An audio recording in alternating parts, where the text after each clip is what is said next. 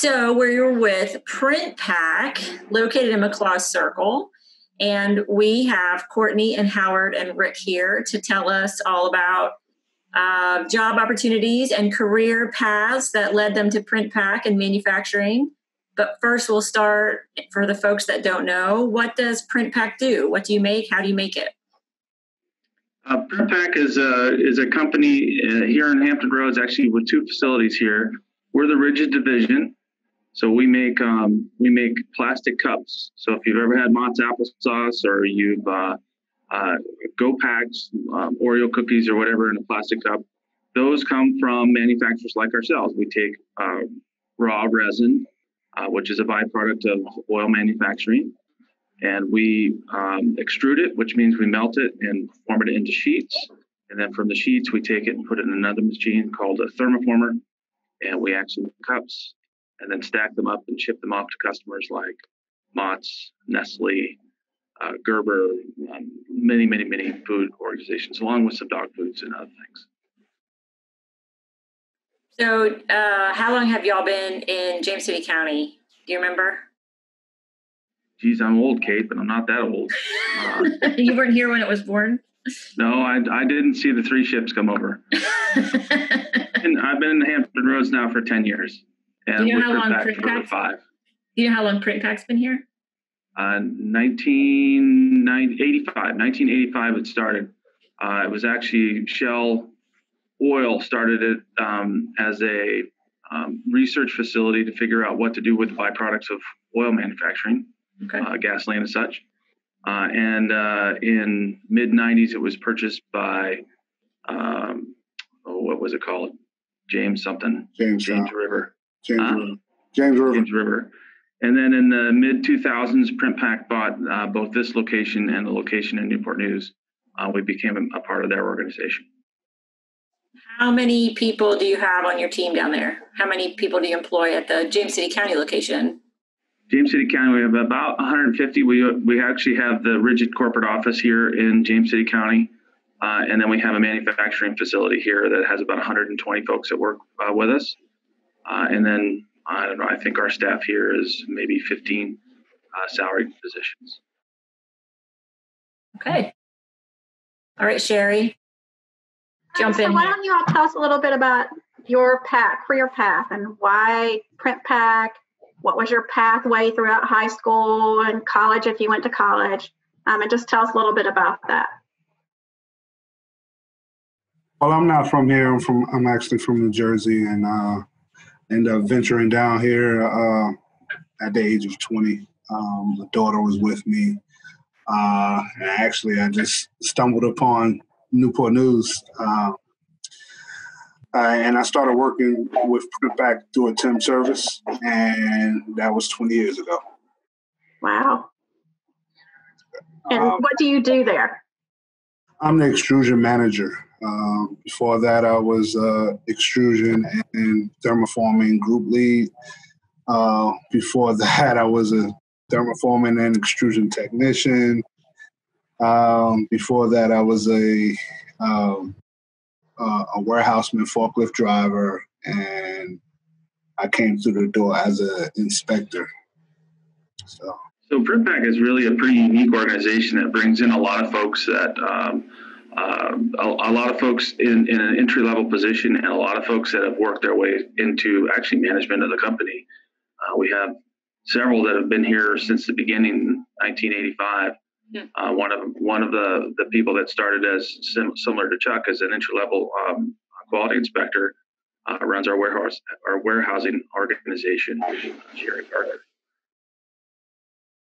That's one of the questions, or one of the kind of conversations we wanted to have for the students as well, is to see what opportunities there are to kind of start somewhere and then work your way through an organization because of different opportunities, or because you think you see different things that you're interested in, and then presumably also because it can increase your sort of position and pay. So it's that's kind of one of the things we wanted to get to, is that, you know, the first stop is never the last stop. And so you think about finding an opportunity to get your foot in the door or starting something. It doesn't have to be forever, but lots of times it leads you down a path And there's lots of opportunities that you weren't aware of until you got started down the path. Very true, and Chuck Howard is actually a very good example of that. Started as a quality inspector, and you've been now the extrusion manager for almost 2 years right now, Chuck. Correct. Yeah, so I mean he's come a long way and still learning and still growing. So along that pathway, Howard, did you have to have any kind of education or certifications as you moved up and progressed? Well, I had high school, graduated from high school, and certain jobs. I didn't go into college. I had, responsibilities. I had a child when I was real young, and but along the way, in a lot of those different jobs that I had before then, I picked up skills. One of them that served me here was a forklift operator, and I used that to get my foot in the door, so to speak, and I ran with it from there. Great. What about you, Courtney?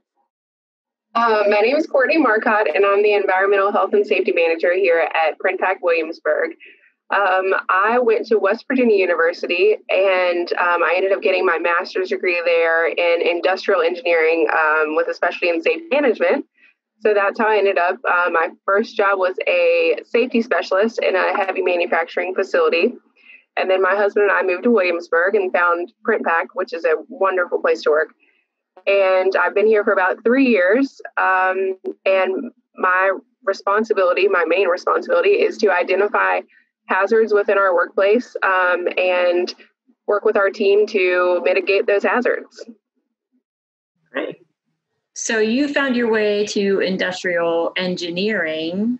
Was that a direct path from high school to that? Did you always know you were interested in that, or how did that happen? Absolutely not. I'm what I call an accidental safety professional.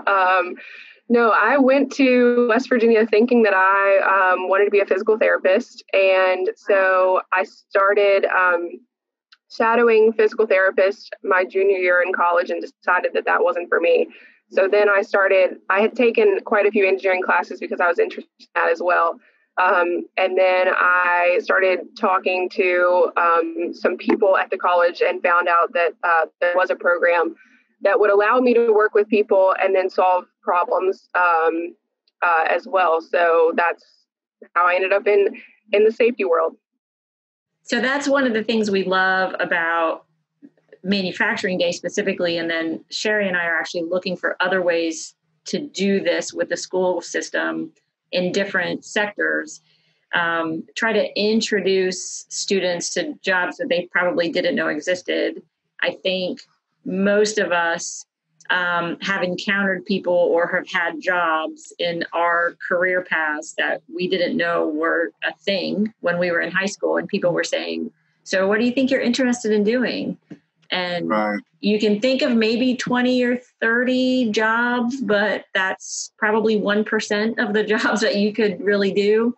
How do you answer that question when you've been in a classroom a big chunk of your life and you might know what subjects you're interested in, but that's a leap still from what that means in terms of workplace and how you can take what you're interested in and find a job that kind of suits you that you'll enjoy. So it's always interesting to find. I mean, lots of people find that experience after they get to college. They just kind of get introduced to a subject that they didn't know about before. But college is certainly not the only place to do that. I mean, that happens in the workplace, and you bump into people along the way too that are like, oh, here's something. And lots of times it's accidental. So you can't really tell high school kids, don't worry about it. It'll work itself out.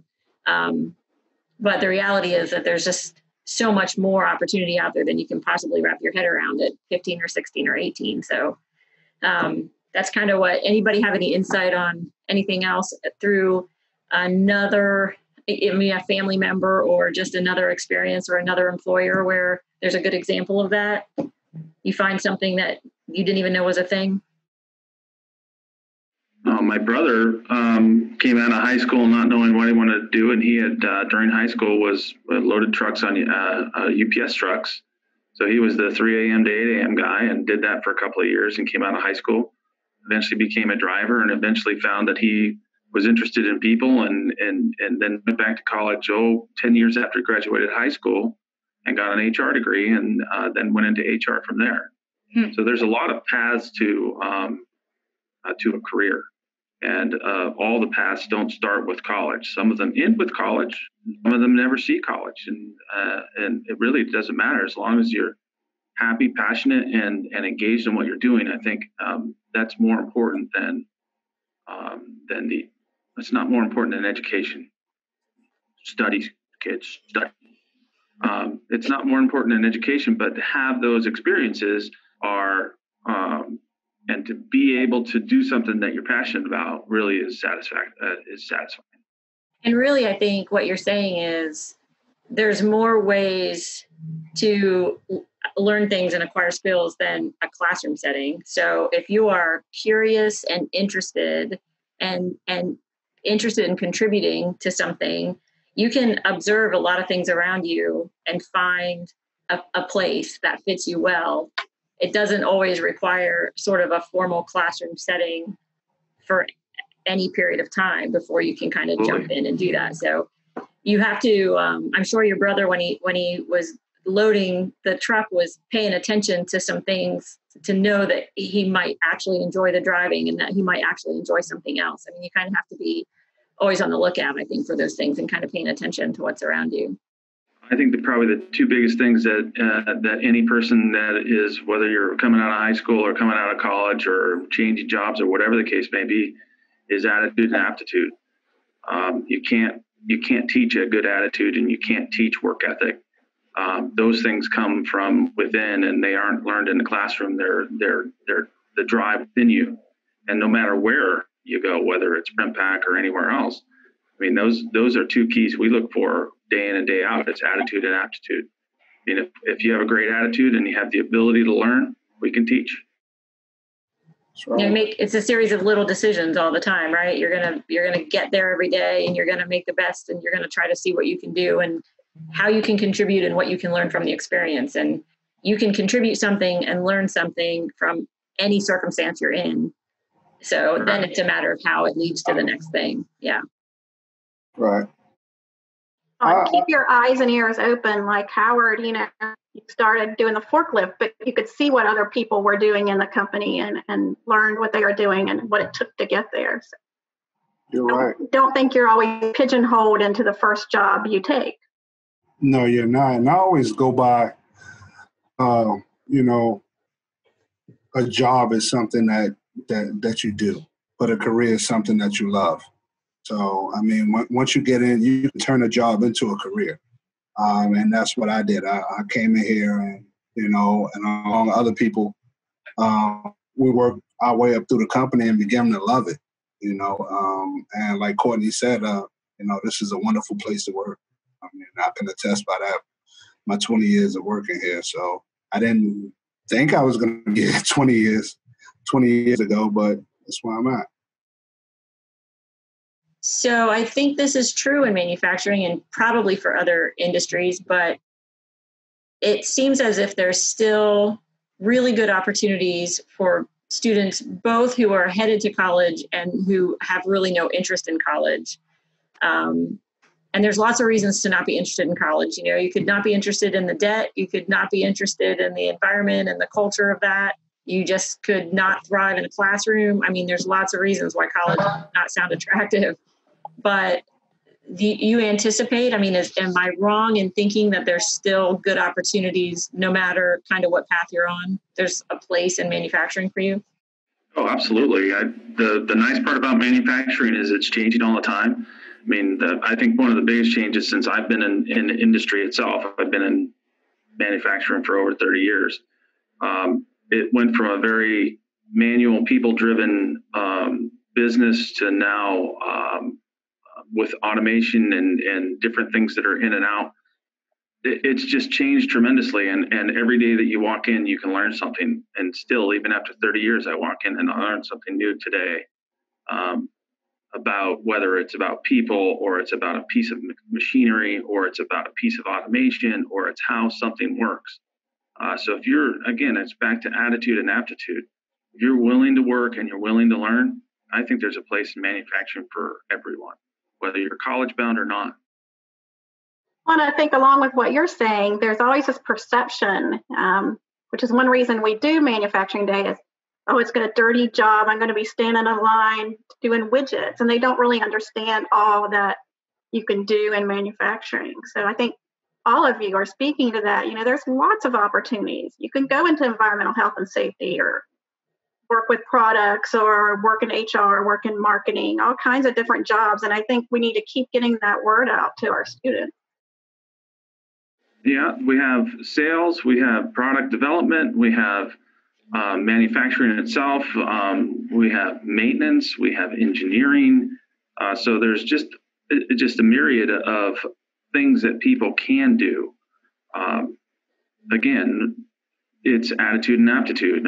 There are days where we come in and we work and it's to grind it out. But generally speaking, when we walk in the door, we're thinking about what's going to happen tomorrow. How do we make it better tomorrow? What are we going to do differently tomorrow? So we're always changing and always trying to improve. And that's it gets our juices going. So that's what we do. Yeah, I think a lot of the thought is you kind of go in and you're doing the same thing every day, right? You show up for your shift, you produce X number of whatever, and you go home and you come back the next day and do the same thing. But what you're describing is not that. It's a dynamic environment. Well, there are certain that we do have positions that people do a similar thing every day, but it doesn't mean that you have to do it the same way every day. That's my point. My point is that to start out in anything, you're going to start out at an entry-level position, which generally speaking is going to be a little bit more repetitive. That's just the nature of business in general. That doesn't matter if you go into a manufacturing facility or you're going to work in a sorting facility. First day you're going to sort, the second day you're going to sort, the third day you're going to sort. But it doesn't mean that sorting is the end of the road. As long as you're continually learning and continually suggesting and continually thinking about what can be done differently, make it easier, make it more ergonomic. Just in the last couple of years, Courtney, we probably changed 100 things that were ergonomically are better for our folks. And it wasn't us, wasn't me. It was our team, including the folks that were doing the job, that got involved. So there's opportunity to display day in and day out what you're capable of. One example I remember seeing in your on your production floor, what do you call the arms that kind of are lifting the loaded boxes, right? So the folks don't have to do that manually. Right. Yeah, box lift. You have a relatively light product, right? So a full box is not 1,000 pounds, but the point is it's a repetitive motion that is not necessarily great for your body, right? And so you were able to replace that with some better technology. Well, and we do that on a lot of things. We just changed the way we move boxes down a conveyor so that made it easier and more ergonomically friendly for our associates. And it's worked out, I think, very, very well. And they were right on the front line, providing feedback and suggestions on how to make it better. So to go along with that, technology is a big part of manufacturing now. How has that changed your all's business and manufacturing in general, and where do you see that going in the future? Well, where I see it going, I still think that someday we're going to get to a person and a dog, and the person's there to feed the dog. But there's a long way between here and there, and there's a lot of, every day technology is changing. Every minute technology is changing. And in a lot of ways, companies have to be very careful about what they're buying and how they're buying it, because it could change so quickly that it could become obsolete. So I've seen manufacturing go in a lot of different ways. When I started at in my first position right out of college, it was a very, very manual organization. I worked in a Fortune 500 company, and we had 1,000 people that worked in my department. And when I left there 6 years later through attrition and retirements and everything else. We cut it in half just with the technological changes. So I don't see that stopping anytime soon. But it doesn't mean that we don't need people to get there. Right. Now, if we're talking about students, do they need to come in with those technology skills, or is that something that's taught on the job, a little of both, or what? I think it's a little of both. I mean, we certainly people with mechanical experience is a mechanical or electrical. I mean, even as much as I used to work on my lawnmower. I used to have a lawnmower business. I used to fix my weed eater, whatever it is, right? Those things certainly help. But to me, it starts with attitude and aptitude. Absolutely. If someone walks in the door and says, I don't know what you want me to do, but I'm ready to do it. And if you can teach me, I can learn. That's 90% of the battle. So go getter. I think another benefit to working in manufacturing, and really a lot of other companies, they will actually allow you to go to college while you're working there or get different certifications. And I think that's a benefit as well. You can get that education if you're willing to learn.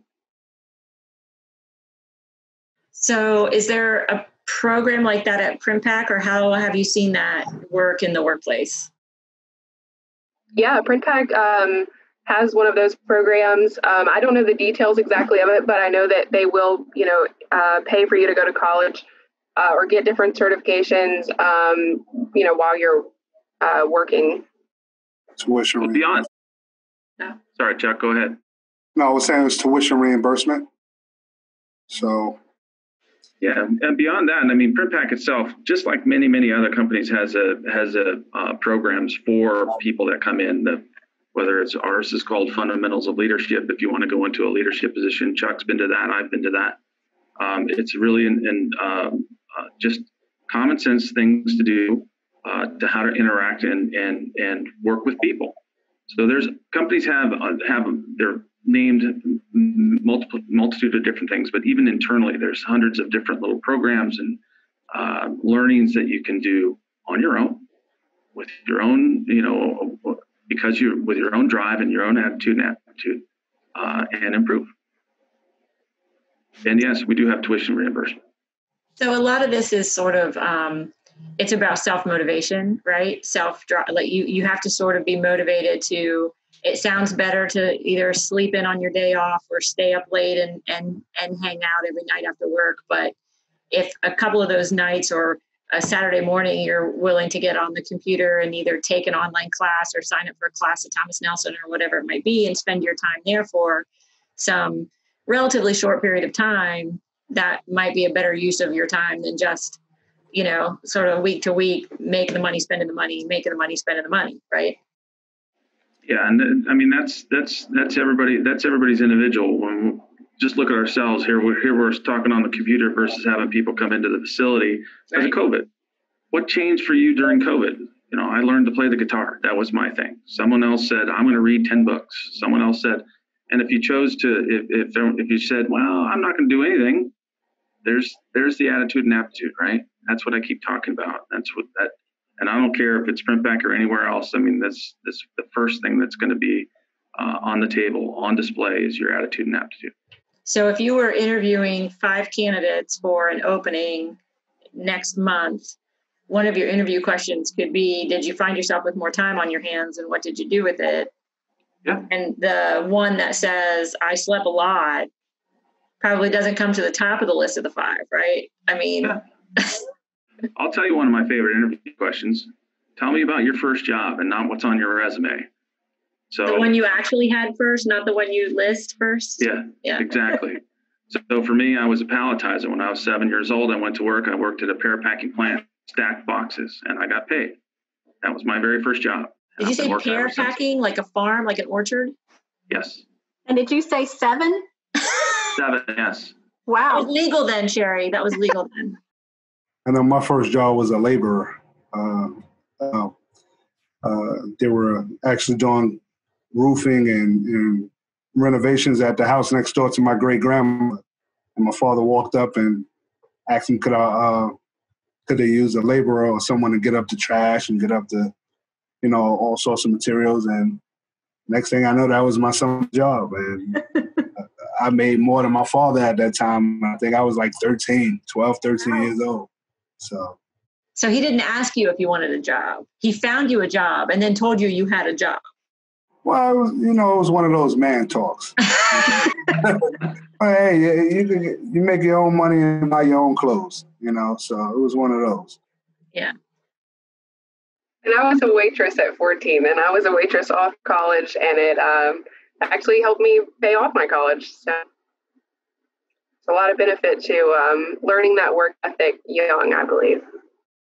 That's one thing that when you're a teenager is you learn what it's like to work for somebody and the skills you need to have to get ahead and to get up early and do the job every day. So I think it's important. It's no different than homework, and there are kids that they get assigned a project that's a 3-week project, and on the last day they're hustling around to get the project done, versus the kid that says, I got 3 weeks, let me plan out what I'm going to do, and not leisurely but orderly gets the project done well, versus at the last minute. I mean, it's the same skill that you need in work, in your career, not work, in your career. Mm-hmm.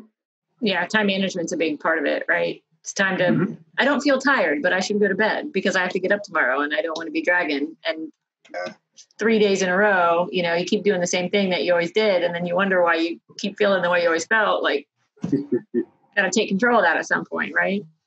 Yeah. So one question we always get is, I think we've tried to get to the point that there's a lot of mobility in this work. I mean, you wherever you start out, there's a path through the organization just because of the variety of jobs that are available.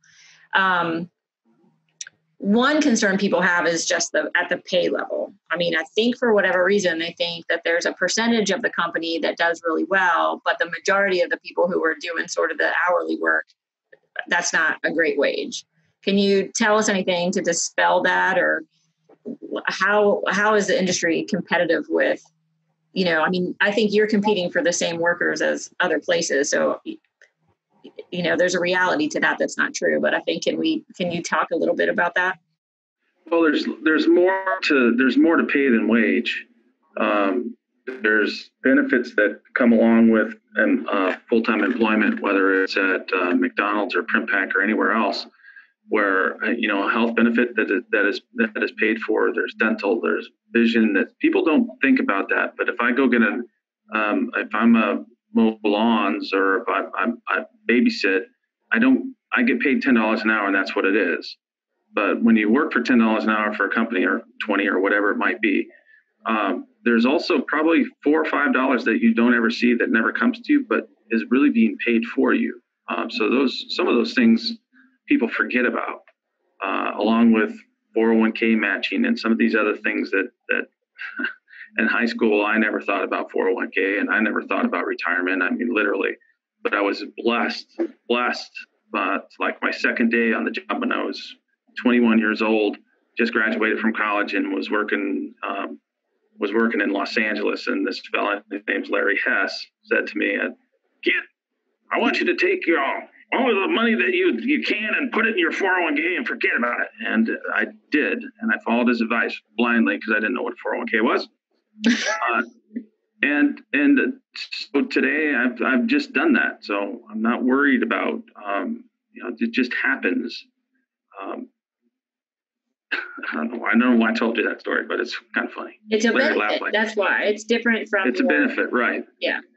Right. So it's a benefit. So I took his advice and I did that. So that part of it we don't talk about. And yes, you can make a very good living doing a lot of things, but in a manufacturing facility, whether it's an hourly or a salary position or whatever the case may be, every year you're going to get a raise, or generally every year you're going to get a raise. Every position you take that's upward is generally going to be more money. The more responsibility you take on, the more money you'll get paid. So it's easy to walk in and say, "Oh, it's not very much money." until you stop and think about what someone else is doing and realize that they may be making twice what you are because they've taken on that much more responsibility. And I think some other hidden benefits, like for me personally, the hours are really great. Our production associates, I mean, they work 12-hour shifts, and a lot of people really like that rotating schedule and have that time, those couple of days off in a row. Some other things, I mean, for me personally, I got to travel a lot. So up until COVID, I would go, probably 5 weeks out of the year, I would get to go to really cool places, to go to safety conferences and just look at different types of equipment and things like that. And that's really been a big benefit of this job for me. So there are definitely hidden benefits. And you also have locations, not just here. You're based in Atlanta, right? Or outside of Atlanta. And you have some facilities overseas, don't you? Not anymore. We have Mexican, 3 facilities in Mexico. Okay. So our business is flexible, rigid, and then medical. So flexible would be like bread bags or potato chip bags. Rigid is the cups that we make here, and then the medical, they make a lot of different things for medical. I was going to show the cups so the students know what they are.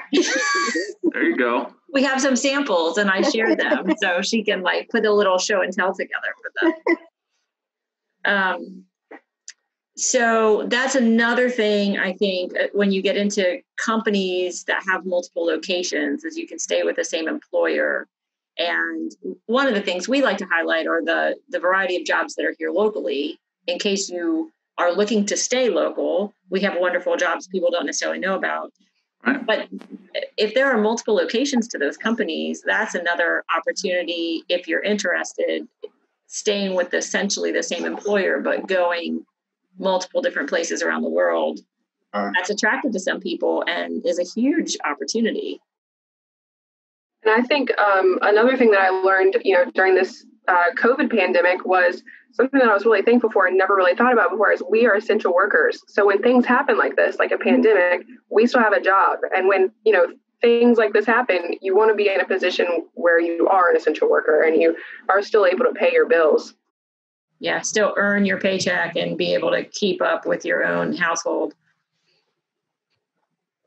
So what have we overlooked, Sherry? What in our little preparation did we think we needed to include? Because I feel like we've done a pretty good job of covering it. I do too. I don't know if we've missed any questions that we. One thing I was just looking at the transferability. So how I know different manufacturing environments. I mean, you make completely different products from some of the other companies, and the process is different and the raw materials are different. How transferable would you say skills are generally from just in the manufacturing sector? Are you do you get to the point where you're sort of narrowly fitting into a certain kind of company or product, or do you find that really, if you're interested in this work, you can move from company to company or from product to product kind of? Well, I'll answer it this way. We all learn to drive a car at some point in our lives, and that car is transferable if you're going to drive a tractor or you're going to drive a truck or you're going to drive something else. So it's a different machine. So you have to learn the machine, or it's a different product. So you have to learn the product. But the skills that you learn in any position, if you or pay attention to them, they're very transferable. I mean, it really is about making the highest quality product you can, keeping your costs low. I mean, it's efficiency. There's an efficiency component to it. So I think There's 4 things. Okay, here we go. I walked right into it. That's right. There's safety and environmental stewardship. There's quality. There's efficiency and engagement. Those are the 4 things that manufacturers, and they're transferable. I don't care where you go or what country you go to. So say them again. Safety and environmental stewardship, the quality of your product, how efficiently you make it, and the engagement of your workforce. And within each of those 4, a myriad of positions that make those pillars work, right? I mean, you have... Absolutely. Yeah. It's like fingers. They all go together. You can't remove one, otherwise you look like this. Gumby. You look like Gumby. So I know we've talked about this, but let's say we have a high school student that doesn't know what they want to do, but like to tinker with cars or whatever. So they have a little bit of technical aptitude. What do you see if they were looking at Printpack? What would be the entry level they could come into? And are there certifications that they could get in high school, such as the New Horizons, or other classes in high school they could take that would prepare them? Or do they need something after high school to be able to start in an entry level position? And not so much that they need, but that would make them more competitive to get into more marketable and competitive. Chuck, what do you think? Well, I think just having that technical aptitude and that willingness to learn.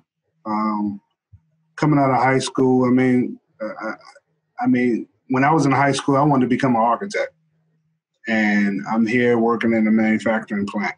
So as long as you show that drive with any job you go to, you can always expect a positive result.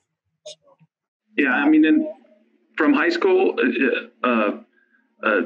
automotive class, which are readily available. A technical, just a basic electronics course. How do you wire things is a huge advantage for any manufacturing type position. Even just to understand it is an advantage. What would we hire? What would we look to hire people in as? Depending on their level of experience, their attitude, their aptitude, especially their technical experience or their technical aptitude. If a kid walks in the door and says, "Yeah, I rebuilt my car. I rebuilt the engine in my car just last summer because I had a knock in it and I wanted to fix it." The first thing that's going to go into Howard's head is he's hiring somebody. Is this kid can pull apart a car? He can pull apart an extrusion line. I like him already.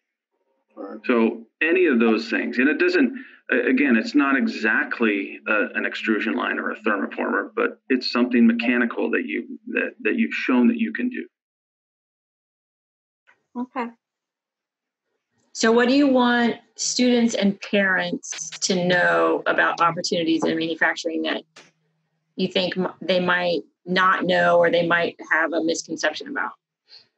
Like advice. One of the things we hear from the schools is that we'd love to, the parents are the ones that really want their kids to go to school. They really want them to have that opportunity. I think that there's a lot of truth in that the parents are sort of the ones that want that. I think the reason they want it is because there was a time when that was a path towards security, job security. You could learn something and take it. You wouldn't necessarily be working for a company that then, 40 years in decided to lay you off, and there you were and you didn't know where else to go.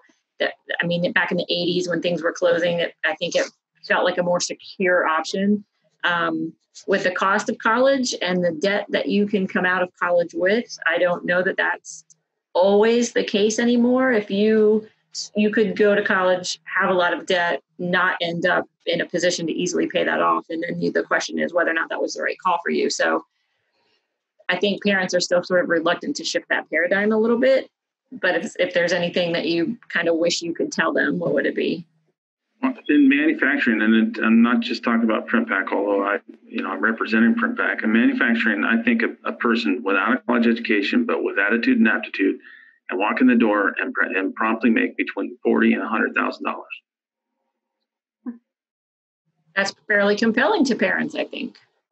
Yeah, yeah. If you just listen to the news and look at what's happening, or try to hire a plumber, or try to hire a person that can fix windows, they're stacked. They're stacked up with business, and you might wait 6, 8, 10 weeks to get somebody to come into your home and do that. There's a reason for that, because not a lot of people can do that now. And if manufacturing affords people the time to learn that, and then they can, the sky's the limit at that point. Well, and I think it's becoming more attractive to families for kids to go work right after high school, because a lot of times they don't know what they want to do. And so you're just wasting money on college when they have no idea. And it also, I mean, like you were saying earlier, you have tuition reimbursement, so they can still go to college while they're working. And I think that's a real attractive option these days. I think something, sorry, go ahead, Chuck. I also think a lot of people, when they do go to college and they graduate, they don't necessarily take on a career in what they went to college for. That's me. So I do believe, you know, working in the manufacturing field, you have a lot of branches that you can go that, you know, that divides off. So you can go into Courtney as far as safety, me as far as management, production, maintenance, like Rick said earlier. And a lot of people don't realize that. And when you go to college and you earn these bachelors and all these different degrees, a lot of times they stick you in a manufacturing setting anyway. So that's one of the things I wanted to harp on. I think something for me when I was in high school, when I thought of manufacturing, I didn't think of it as a diverse workplace, but it's extremely diverse. And as a woman, I mean, I never realized how many opportunities there are for women in manufacturing, and it's actually an incredible field to be in. That's a good plug. Mm-hmm. So I don't have anything else to wrap up. Sherry, do you have any other question that you're? No, I think we did a great job of covering everything and got a lot of great information from you all. We look forward to getting kids into Printpack again soon so they can actually see how the cups are made.